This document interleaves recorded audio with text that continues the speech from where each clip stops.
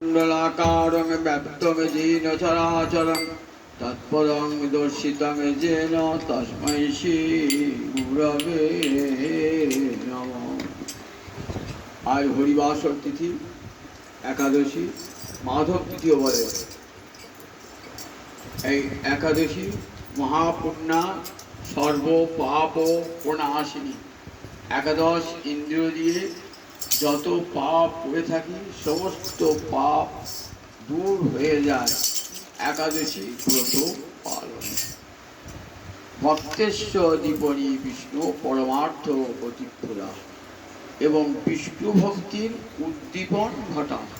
বৈষ্ণবেরা পাপ নাশের জন্য একাদশী ব্রত করেন না, গোবিন্দ প্রীত হবেন বলে একাদশী ব্রত করেন।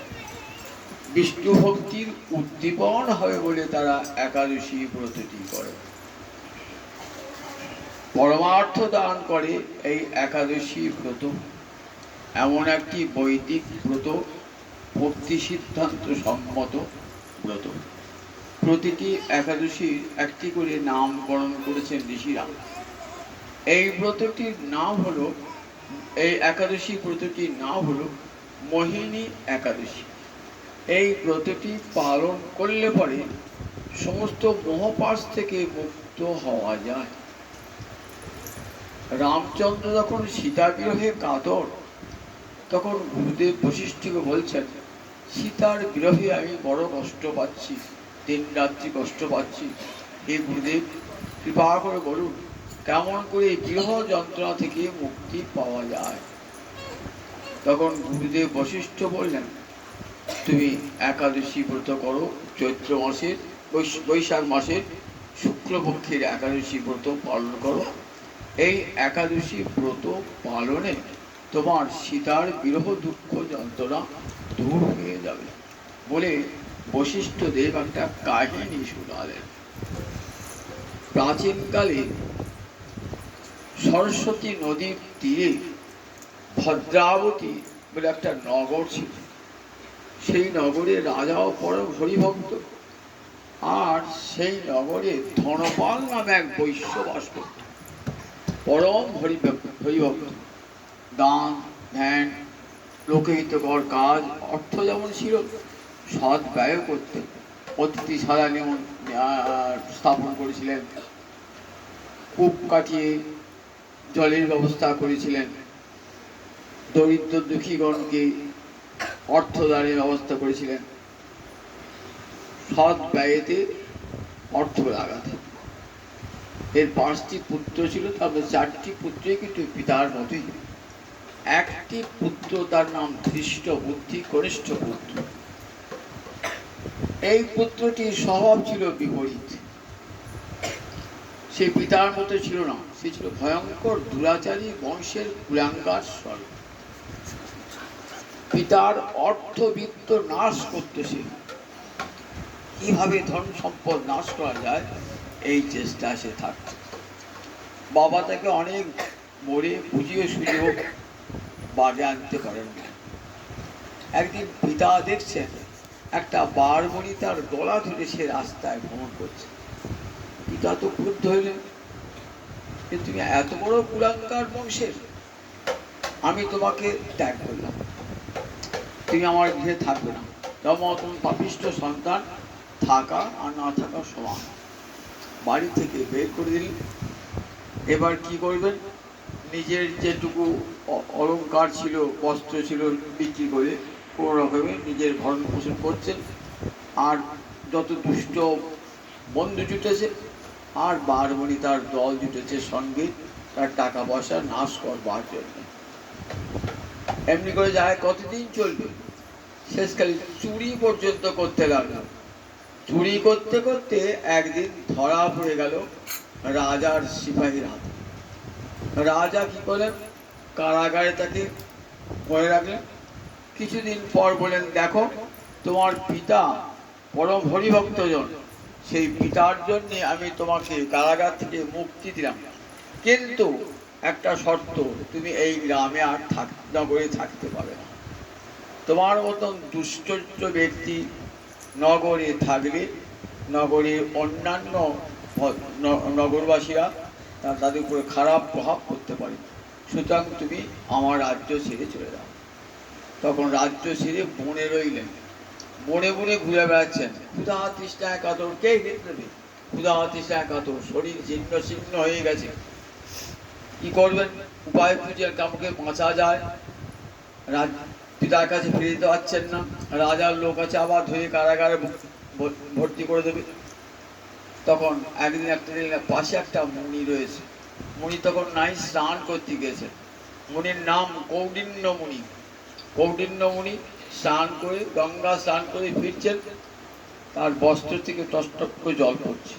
সেই জলটা স্পর্শ করলেন, পান করলেন, সঙ্গে সঙ্গে সমস্ত পাপ দূরীভূত হয়ে গেল।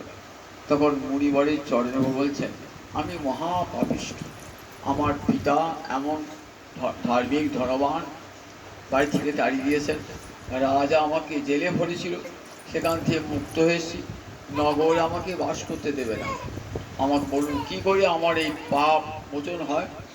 তখন বলে, শোনো বাবা, এই বৈশাখ মাসে শুক্লপক্ষে যে একাদশী আসে, সেই মোহিনী একাদশী ব্রতটি পালন করো, তোমার সব দুঃখ দুর্দশা দূর হয়ে যাবে। মুনির কথায় মোহিনী একাদশী ব্রত নিষ্ঠা ভরে পালন করলেন। পালন করার ফল কি হলো দেখুন, পালন করার ফলে তার কোথায় গতি হলো না, বিষ্ণুলোকে গরু এসে তাকে বিষ্ণুলোকে নিয়ে গেল। এই কথা শোনালেন বশিষ্ঠদেব। এরকম বৈশাখ মাসের শুক্লপক্ষের মোহিনী একাদশী পালন করলে সর্বপাপ বিনষ্ট হয়ে যায় এবং সমস্ত মোহ থেকে মুক্ত হওয়া যায়। কৃষ্ণ চরণে অমলা ভক্তি জন্মে। জয় নিতাই। কিবা শ্রী হরিবাসরে হরি কীর্তন বিধান, শ্রী হরিবাসরে হরি কীর্তন বিধান, আজি কইরা এই বিধান, আজি কইলা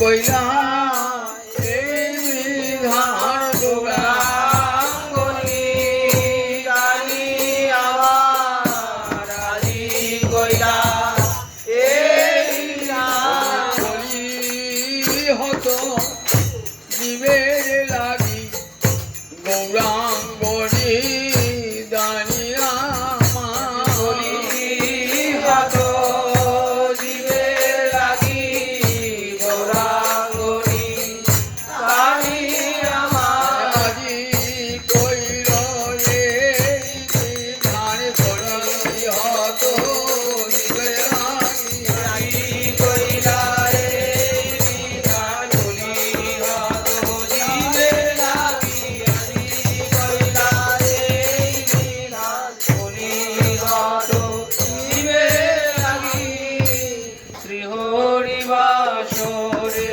হরি কীর্তন বিধান, শ্রী হরিবাসরে হরি কীর্তন বিধান, নিত্য রঙ্গিলা প্রভু জগতের প্রাণ ভাই রে, নিত্য রঙ্গিলা প্রভু জগতের প্রাণ,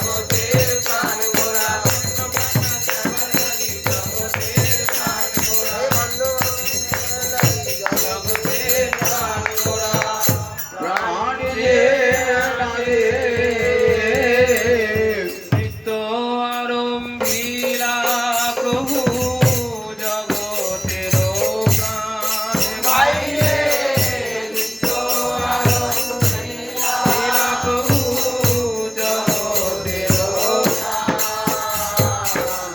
পুণ্যবন্ত শ্রীবাস অঙ্গনে শুভারম্ভ পুণ্যবন্ত শ্রীবাস অঙ্গনে শুভারম্ভ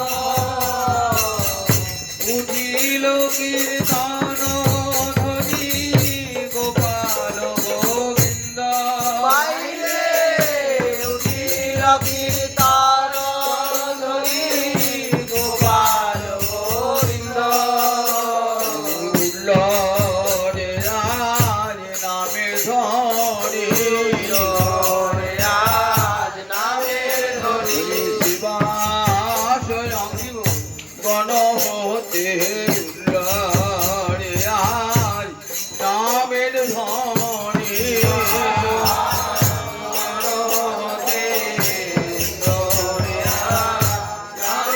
ধরে গোপাল গোবিন্দ বলি উল্লরে রাজ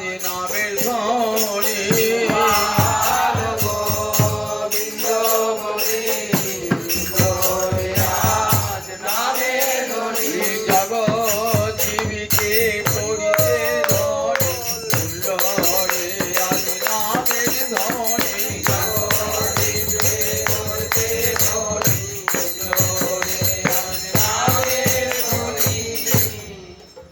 উঠিল কীর্তন ধ্বনি গোপাল গোবিন্দ উঠিল কীর্তন ধ্বনি গোপাল গোবিন্দ সবার অঙ্গেতে শোভে শ্রীচন্দন মালা সবার অঙ্গেতে শোভে শ্রীচন্দনমালা সবাই গায়েন কৃষ্ণ প্রেমে হয়ে ভোলা বাইরে সবাই গায়েন কৃষ্ণ প্রেমে হয়ে ভোলা মৃদঙ্গ মন্দিরা বাজে শঙ্খ করোনা মৃদঙ্গ মন্দিরা বাজে শঙ্খ করোনা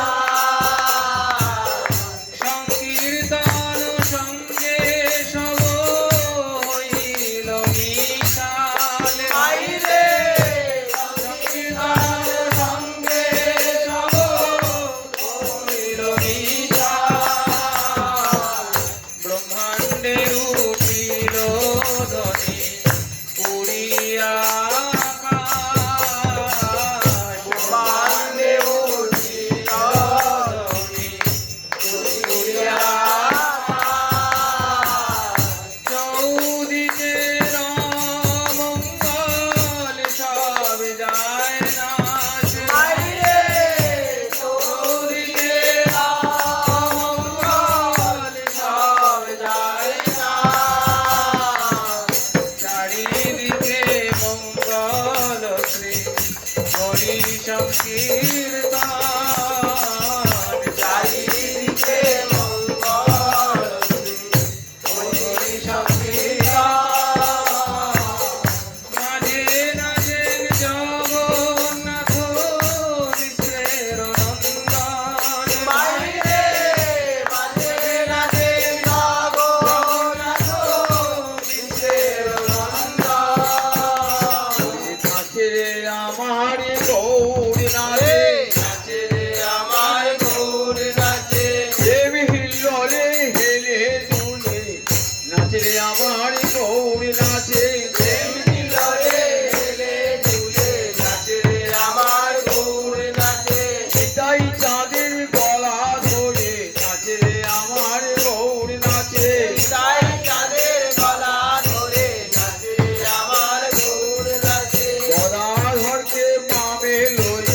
নাচে আমার গৌর নাচে গলাধরকে পামে লয়ে নাচে রে আমার গৌর নাচে বক্ষ ভাসে নয়ন জলে বক্ষ ভাসে নয়ন জলে বক্ষ ভাসে নয়ন জলে ভাসে নয়ন জলে মুখে হরি হরি বলে বক্ষ ভাসে নয়ন জলে মুখে হরি হরি বলে বক্ষ ভাসে নয়ন জলে মুখে হরি হরি বলে বক্ষ ভাসে নয়ন জলে মুখে হরি হরি বলে বক্ষ ভাসে নয়ন জলে মাঝে নাচেন জগন্নাথ মিশ্রের নন্দন বাইরে মাঝে নাচেন জগন্নাথ মিশ্রের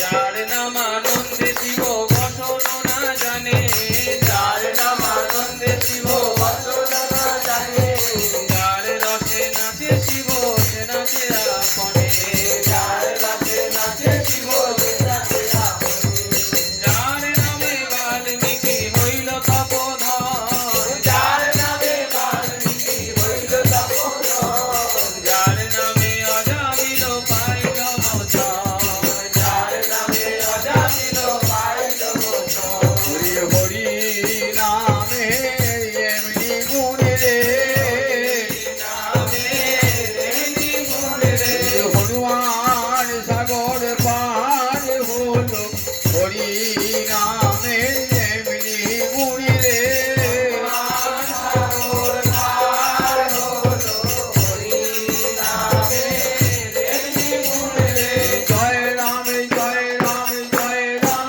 বলে হনুমান সাগর পার হলো জয় রাম জয় রাম জয় রাম বলে হনুমান সাগর পার হলো আগুন হতে প্রহ্লাদ রক্ষা পেল আগুন হতে প্রহ্লাদ রক্ষা পেল অজামিল বই উঠে গেল অজামিল বই উঠে গেল নিজ পুত্রে নামে খে অজামিল বই উঠে গেল নিজ পুত্রের নাম রেখে অজামিল বই উঠে গেল সে নারায়ণ নারায়ণ নারায়ণ বলে নিজ পুত্রের নাম রেখে নারায়ণ নারায়ণ নারায়ণ বলে নিজ পুত্রের নাম রেখে নারায়ণ নারায়ণ নারায়ণ বলে নিজ পুত্রের নাম রেখে অজামিল বই উঠে গেল যার নামে অজামিল পাইল মোচন যার নামে অজামিল পাইল মোচন যার নাম শ্রবণে সংসার বন্ধন ঘটে যার নাম শ্রবণে সংসার বন্ধন ঘটে যেন প্রভু অবতরী কলি যুগে নাচে যেন প্রভু অবতরী কলি যুগে নাচে নাচে আমার গৌর নাচে নাচে আমার গৌর নাচে দক্ষিণেতে নিতাই নাচে দক্ষিণেতে নিতাই গৌর নাচে বললে আমি ধরবো বলে দক্ষিণেতে নিতাই নাচে বললে আমি ধরব বলে দক্ষিণেতে নিতাই নাচে আমি গদাধর নাচে বামে গদাধর নাচে গৌরী অঙ্গে অঙ্গ দিয়ে বামে গদাধর নাচে গৌরকে অঙ্গ দিয়ে বামে গদাধর নাচে শিবাস নাচে পিছে পিছে শিবাল নাচে পিছে পিছে সম্মুখে অদ্বৈত নাচে সম্মুখে অদ্বৈত নাচে যে গৌরকে এনেছিল যে গৌরকে এনেছিল যে গৌরকে এনেছিল যে গৌরকে এনেছিল গঙ্গা জল তুলসী দিয়ে যে গৌরকে এনেছিল গঙ্গা জল তুলসী দিয়ে যে গৌরকে এনেছিল শান্তিপুরের ঘাটে বসে যে গৌরকে এনেছিল শান্তিপুরের ঘাটে বসে যে গৌরকে এনেছিল নয়ন জলে মুখ ভাসাইয়ে যে গৌরকে এনেছিল নয়ন জলে মুখ ভাসায় যে গৌরকে এনেছিল আর প্রাণ কৃষ্ণ এসো বলে নয়ন জলে মুখ ভাসাই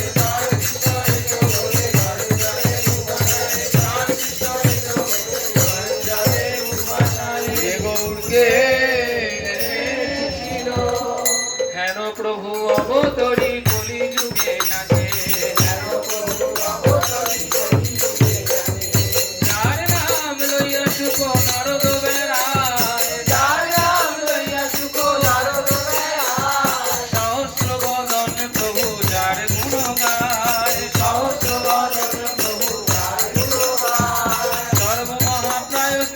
যে প্রভুর নাম সর্বমহাপায়ে স্থিত যে প্রভুর নাম সে প্রভু না চায় দেখে যত ভক্তমান সে প্রভু না চায় দেখে যত ভক্তমান নিরানন্দে নাচেন মহাপ্রভু বিশ্বম্ভর নিরানন্দে নাচেন মহাপ্রভু বিশ্বম্ভর চরণের কালী শুনি অতি মনোহর চরণের কালী শুনি অতি মনোহর ভাবা বেশে মালা নাহি রহরে গলায় ভাবা বেশে মালা নাহি রহরে গলায় ভাবা বেশে মালা নাহি রহরে গলায় প্রভুর ভাবা বেশে মালা নাহি রহরে গলায় চিড়িয়া পড়ে গিয়া ভক্তের